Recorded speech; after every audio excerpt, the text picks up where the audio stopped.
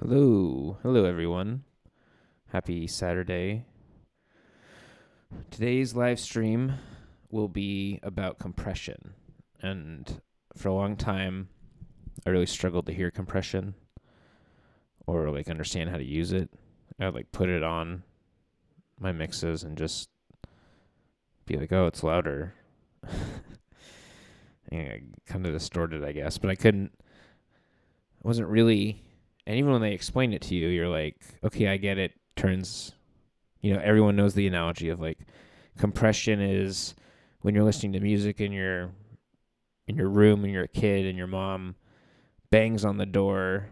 That's when the threshold gets passed, and then how long you wait to turn it down is the attack, and then how long you wait till she walks away to turn it back up is the release.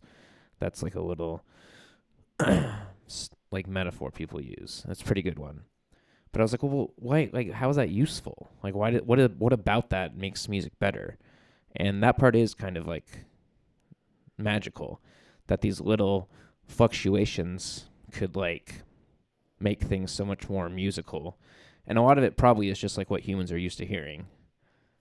That over time, people use compression because they had to, right, to get the maximum volume they could and for records to be pressed a certain way. And then people kind of get used to that sound. That could be part of it, but no matter what the reason is, even if people use compression sparingly on a record, there's still going to be compression there. And so you should have at least a basic understanding of what's going on. So that's what this video is, to help people. If you don't understand compression at all and you've tried and you're still confused and can't really hear it, then this video is for you. So I haven't prepared this at all. Probably should have written out some notes. But I think I will just use samples or yurt rock, some yurt rock stuff. And I believe on most of the packs they have unmixed samples. Not always. Let's look. Make sure. I know some of them do though, for sure.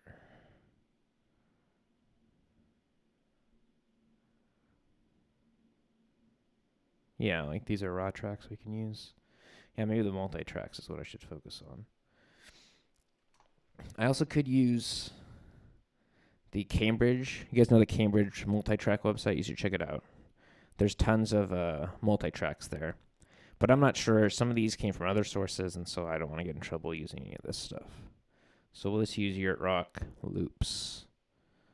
And then focusing on ones that don't have effects already happening on them.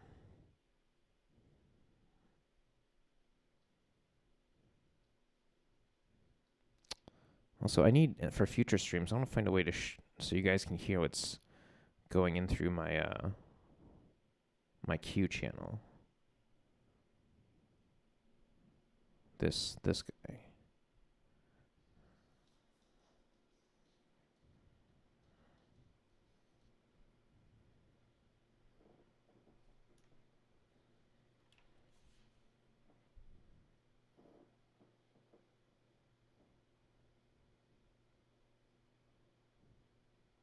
Here we go. There's some dry stuff too.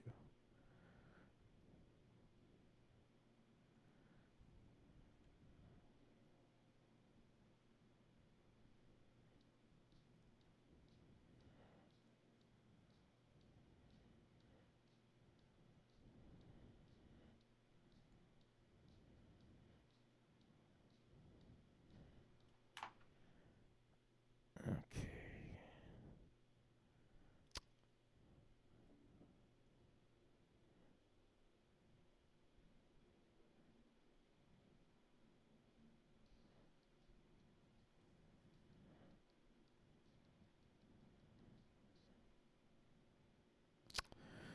Okay, this is what I should have prepared. So just would have things more easily accessible.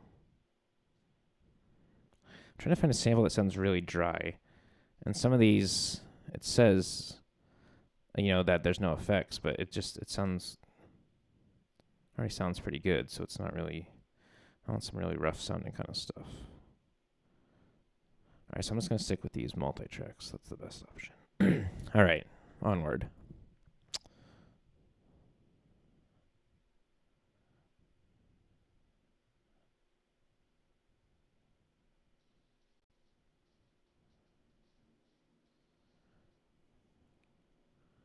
Let's see. Blues. No, you see a song.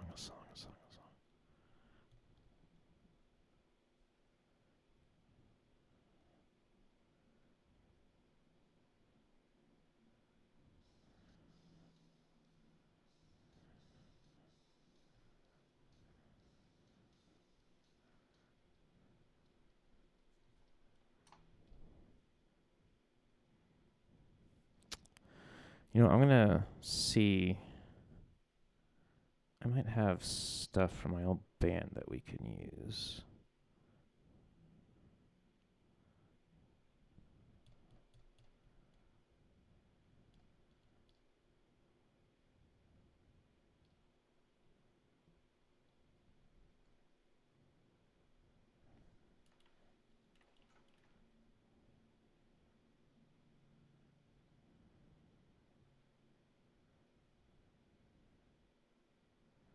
See, these are drums, but they're just MIDI drums, so they're not really the same.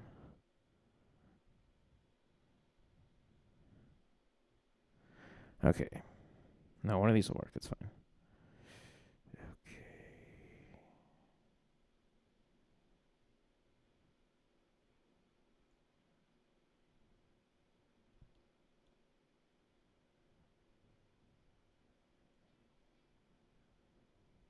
Here we go. This is great. This is what we need. Okay. Here's a snare. We don't need it warped like that, so let's do this. Get rid of it. 127 beats per minute.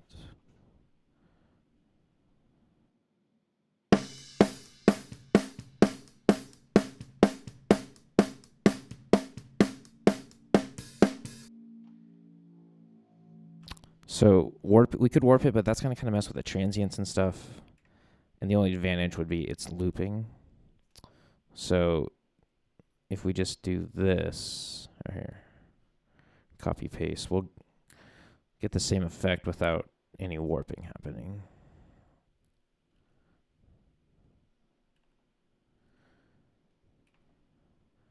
Okay. So now we have a dry snare.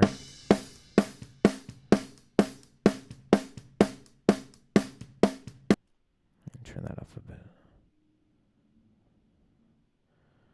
Oh, shit. Okay, let's do this because it's not going to be that one.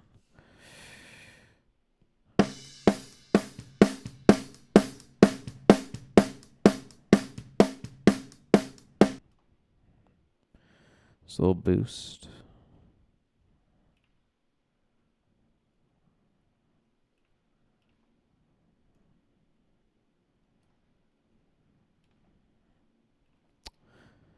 Okay, there we go. So yeah, 2 minutes of snare. So now we will put different compressors on. Not so much to focus on the differences between the compressors. There's like tons of videos and resources explaining that. But just to see if we can actually hear what exactly is going on. So I'm just going to pick some compressors at random pretty much. Let's see.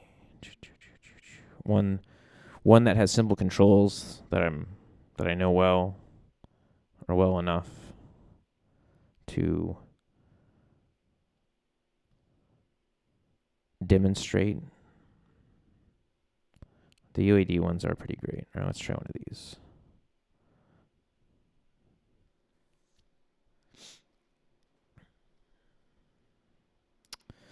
Okay, so the 76 compressor,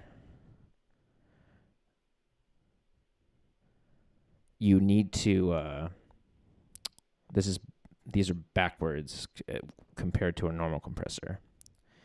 So the best way to really hear compression is to like over-exaggerate it. Not, you wouldn't use this in a mix, but just as you're listening, messing with the compressor, really like push it to the limits. And that's what, if you're having a hard time hearing it and it sounds too subtle, pushing it to the limits can really help you to be like, oh, that's what it is. And then when it's backed off, you start to be like, oh, I can hear it there, I can hear it there, I can hear it in this song. Oh, I can hear how it's there. But that, for me, that came from hearing it in really extreme situations. So we're going to push it really hard. So we're going to push the input. We'll do max ratio, push the input. And like I said, this is reversed from most compressors. So for a lot of people, it's the attack times and release times that are the confusing part. So this will really help with that too. So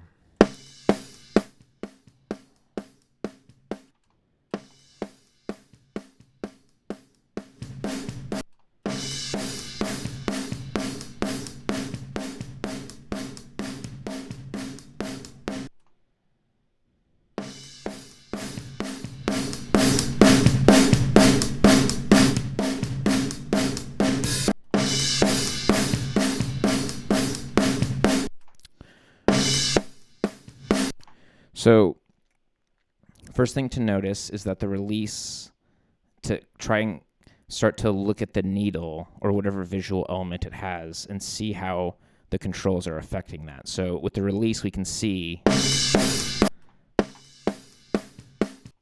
when the release is slow, the needle isn't moving because each hit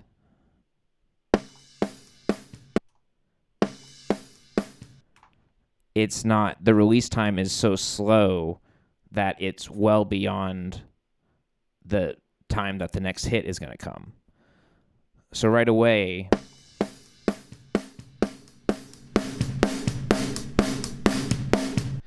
you want to get the needle moving, dancing. That should really help just to start to clarify things. Like, oh, right away I can see. Now, most people, there's all kinds of ways to use compressors and abuse them, but generally it's good to have the release completing itself before the next hit comes. And depending, like, if the compressor's not fast enough and the snare and the beat is fast enough, that'll never happen, but you can at least get closer than it just being slammed the whole time. Like that. So that's the release. And you can just, even if you can't hear it, you can see how when the release time is really slow, it's just staying quiet. You can hear the volume change significantly too.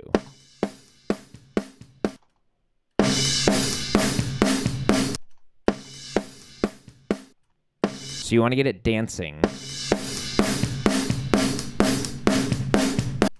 Like I said, some won't complete it,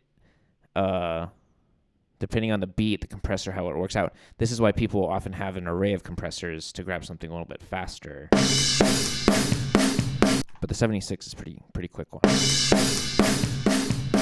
Now the attack. Think of the attack like a gate, and it's going to let, we'll do an example after this that's really extreme so you can really hear it. It's like a gate. So when the attack is slow, you're going to hear the transient, you're going to hear the popping of the snare. Hear how the snare gets muffled when we increase the attack time. It sounds like it's pushed back. Or we'll do the other way. Here it comes forward.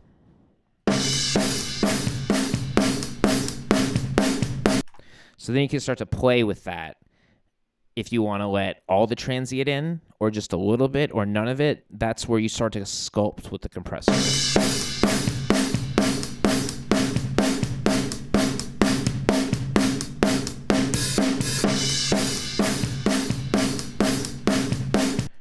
And then ideally you can get it dancing in time with the beat. The attack being too slow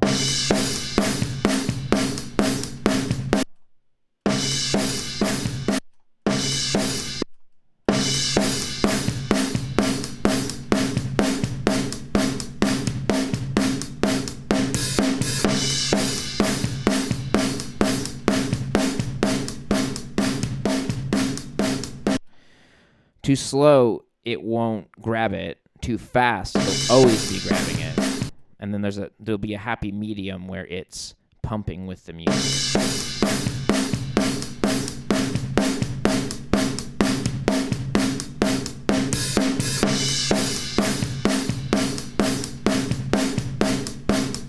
See how the needle is like, it looks like it's dancing in time.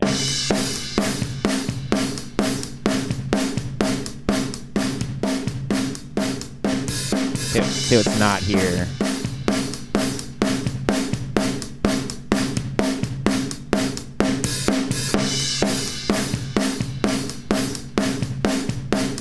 All right, so let's put another more extreme example on here. I think I know the one I want to use.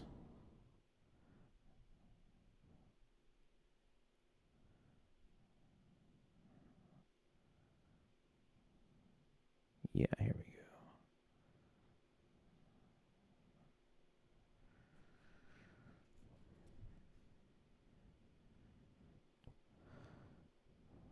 So this one is like, can really show you the attack time differences really well.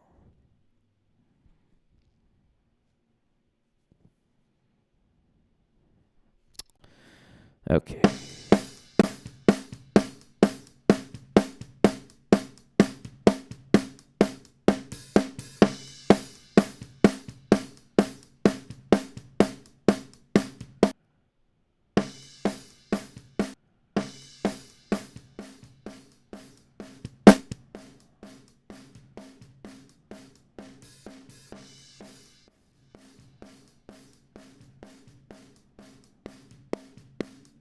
Okay, perfect. So we have it slammed.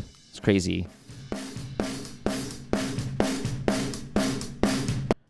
Now start really pay attention as I bring in the attack.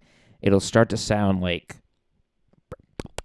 you can hear like more and more of the transient coming in, but as a little bit comes in, it gets really, really pokey, and that's when people are using compression on drums. That's like usually often, because there's all kinds of uses and abuses, but they're often trying to just make the drums a little more pokey. Remember, a lot of the times people are just trying to get over limitations, and like the drums on tape could sound really dull, and on vinyl, so just compression helped the drums to kind of come alive.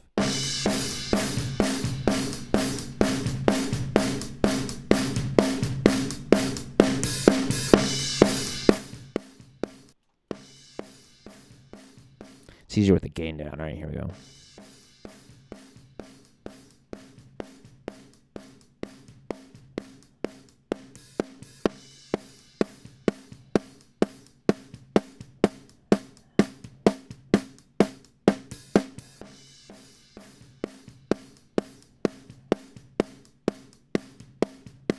See, it sounds so like glitchy because you're just hearing like milliseconds of the snare transient.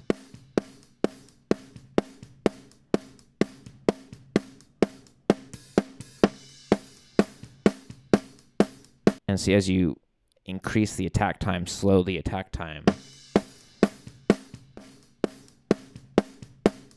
you can hear more of the transient.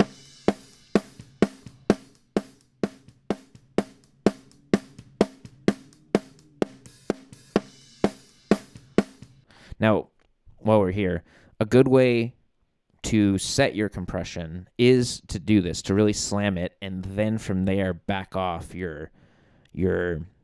so really slam it to get your needle dancing, and then you can back off your ratio, back off your threshold,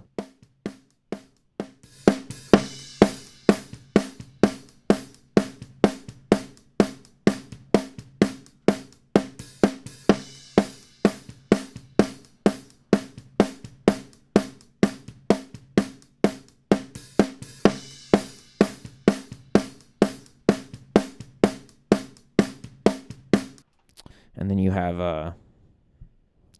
a decent place to start with your compression. All right, let's try a different part, like a different instrument.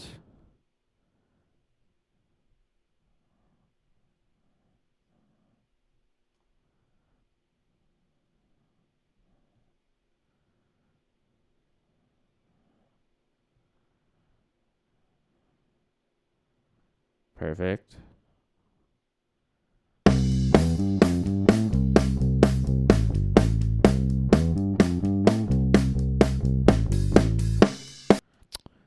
Okay, so we'll do the same thing. We're just going to copy paste this.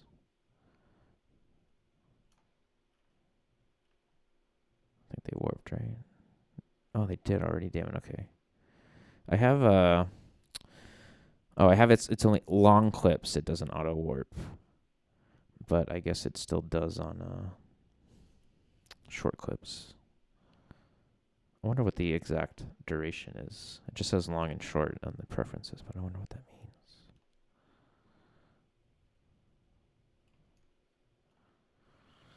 Copy paste, copy paste, copy paste.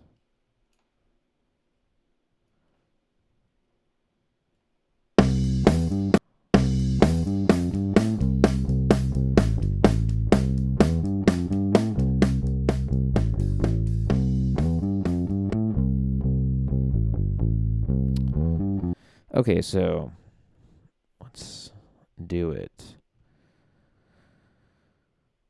Keep in mind, too, a lot of the times when people are using compression, it's like the tone that compression is imparting, like a tube compressor or something, and even less to do with the actual compression for stuff like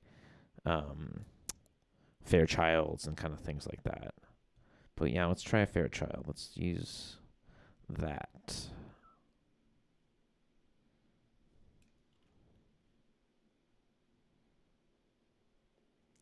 It's mono and stereo. There's a difference between them, I think.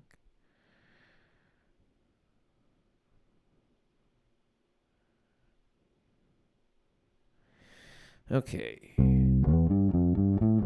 So same thing. We'll really slam it to kind of hear the differences.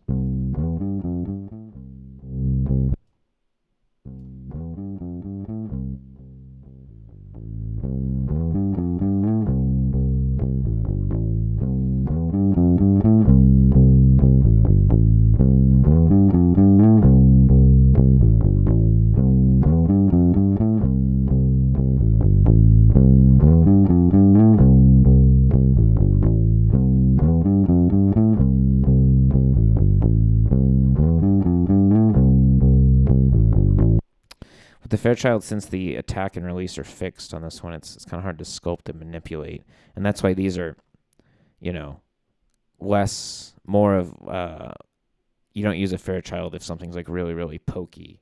You use it to just kind of tame the peaks of something.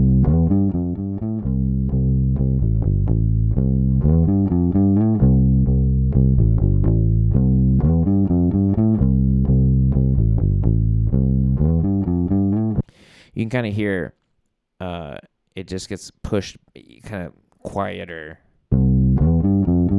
with the faster times.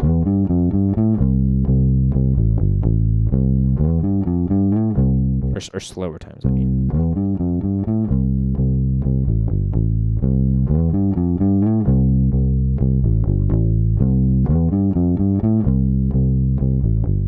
And watch the needle. See here, this is fast attack, fast release.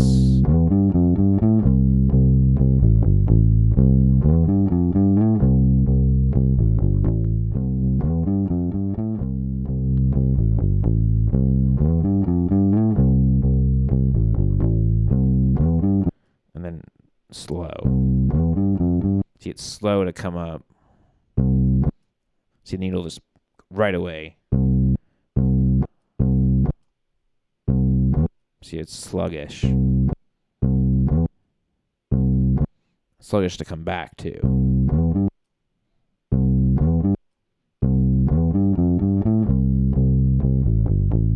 So, yeah, so really try and whatever visual element your compressor has, really like focus on that. Try and get it to do certain things. That'll help you to really zero in on what exactly the controls are doing when you can see like, oh, it's coming up quickly, it's coming down slowly. Let's try another compressor. Let's see here.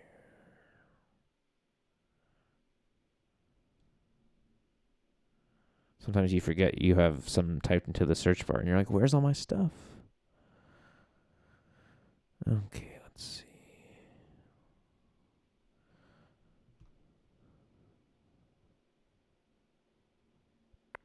Trying to pick a different style. Let's see, we've done 76. We've done a Fairchild. Oh, let's do like a 2A or a 3A, something like that. What about me? Okay, so this one is even simpler. No attack times. They're just fixed. So this one, it's even... You can't sculpt as much, but it's even less of a challenge just to get the needle dancing.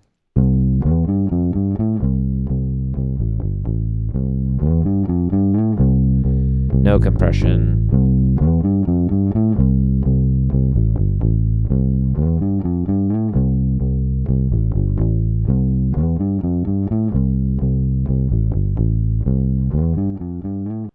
Let's match the gain.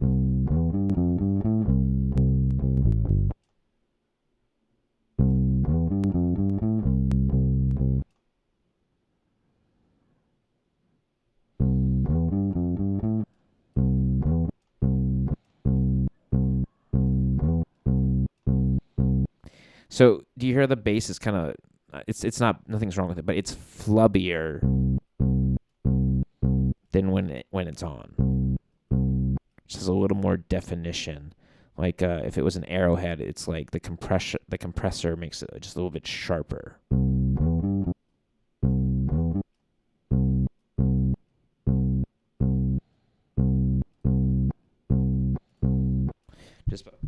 Just by kind of messing with that transient a little bit, so it's... The way I like to think of it is I do video editing too, and if you do video editing and you're showing with compression, think of it like a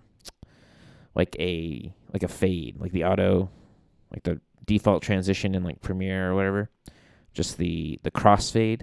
It's just like that where, sometimes you'll be cutting. This is for like 2% of people that will be watching this, but if you're cutting, you can be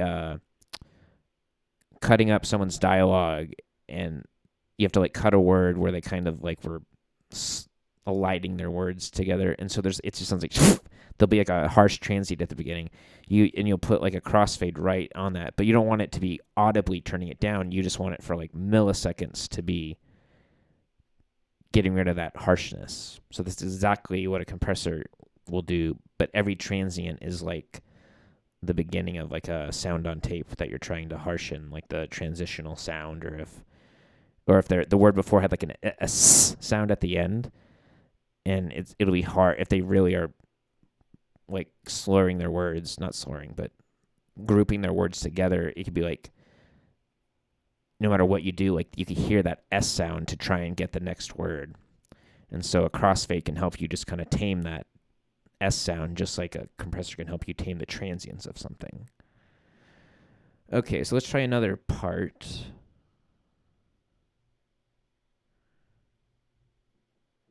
Let's see here. We got a guitar. Vocal would be bad. I don't know if any of this vocal stuff on here though. Okay, I'll use stuff from my old band for this.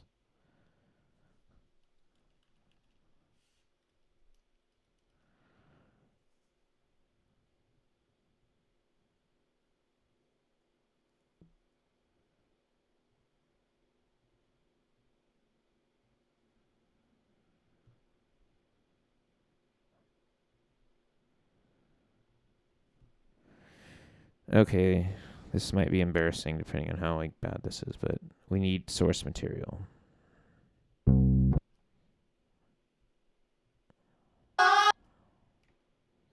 Oh, I think these are two people.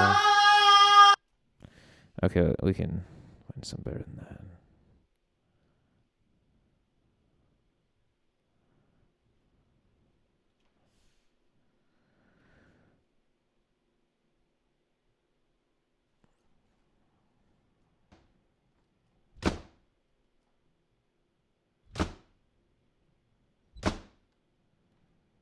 That's not what that says it is.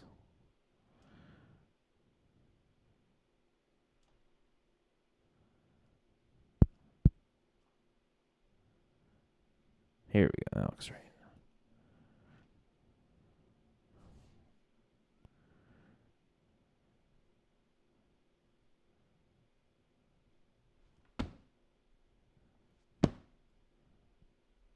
It's still not right. Damn it.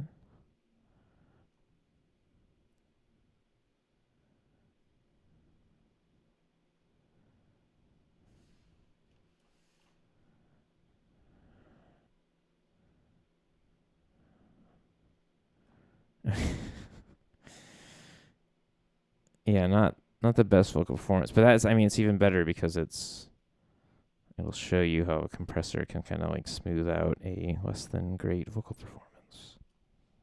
It took eternity to end up here. To finally trade love.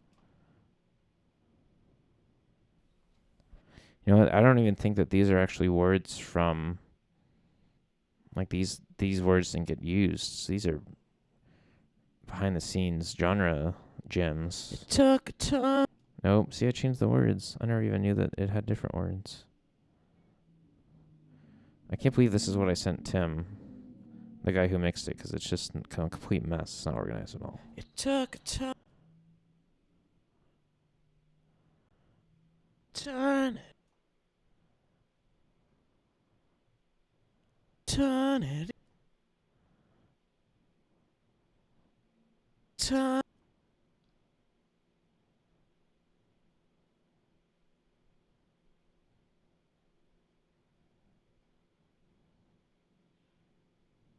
Oh, I see what. Okay. These are just like Ableton takes. That makes a lot more sense.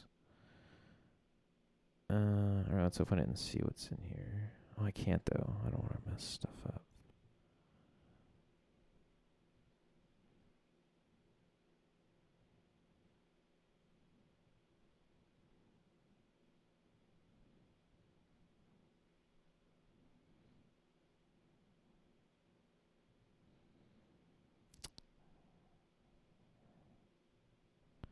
Okay. This should be the right thing.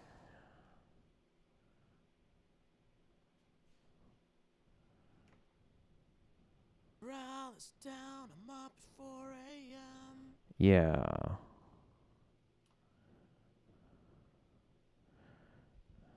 Well,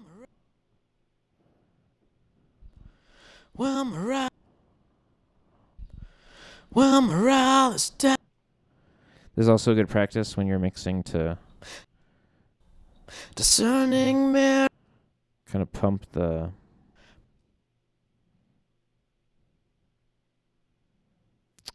gain. Not too much, but it'll help, most of the time you'll be better off having a healthier signal than a weaker one. The dance won't stop if the song's the same. But from your inner space to the high, discerning miracles from. Well, morale is down, I'm up at 4 a.m. I can hear the sound, the way our old house sounded that I recorded it in. Old memories. Okay. Here we go. So, generally with vocals, you want a quicker compressor to make sure that you get like if it's too slow, it's not going to work with how often there's more transients in a vocal part often than others, and so you need something that can respond nice and quickly.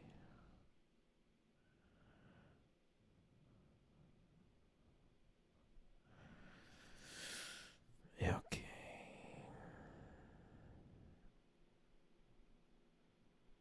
Shrink down.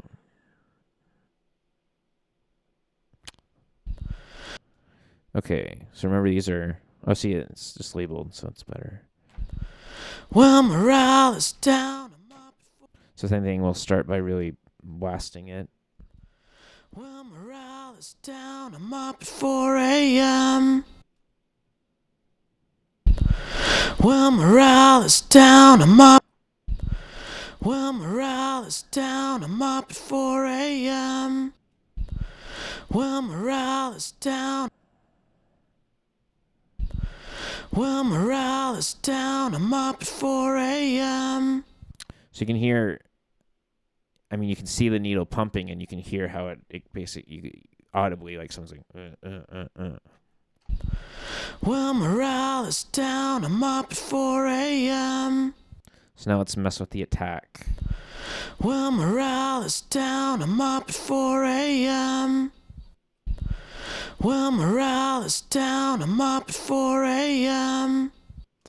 Slower attack is always going to be more subtle. Well, morale is... See, to me, it sounds like the radio. Like, when I listened to the radio as a kid, there's, like, always lots of compression happening for whatever reason. Well, morale is down. Maybe some of that's, like, naturally the way the radio waves work or something, but... Well, morale is down. Well, morale... It sounds a lot more transparent and... or, like, a lot more open with a slower attack time. Well, morale is down. I'm up at 4 a.m. Well, morale is down. I'm up at 4 a.m. And see, with slow release, it's useless because all the next word... Well, morale... It's almost like each word it's almost getting treated like a transient. And I mean, look at the way it visually looks. Oh, hilarious. These, like, old plugins that are gone. See how, like, bumpy it is? So there's a lot more stuff for a compressor, for the threshold to see and respond to. Well, morale is down. Let's get at dancing, a nice moderate level. Well, morale is down. I'm up at 4 a.m. Well, morale is down. I'm up at 4 a.m. Well, morale is down. I'm up at 4. Well, morale is down. I'm up at 4 a.m. Well, morale is down. Well,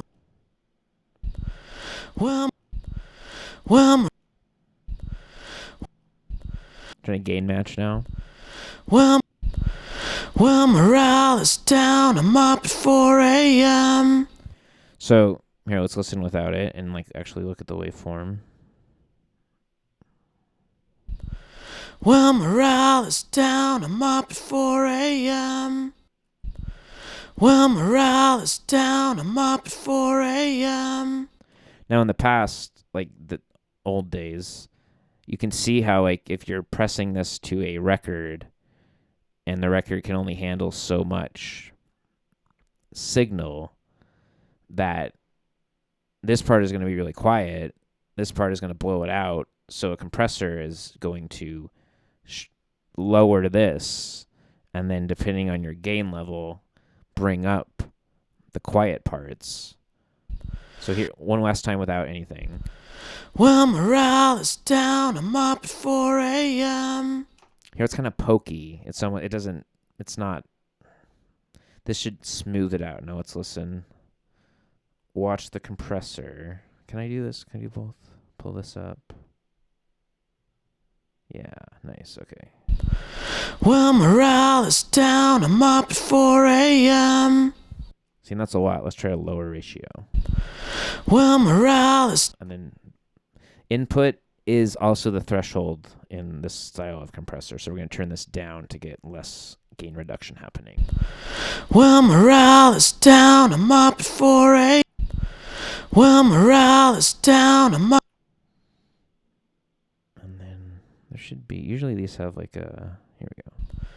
Well, morale...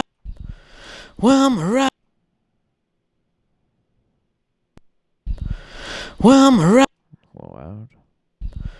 well, well, morale is down. I'm up at 4. Well, morale is down. I'm up at 4 a.m. Try it a little harder. See, and you can see how, just like we talked about in the theoretical situation, the compressor is kicking in for this louder part and then not doing much here. So if you're trying to get that compressed kind of sound the whole time, then you're going to have to pump it. Like for pop punk. So let's find a part that's a little bit more shouty.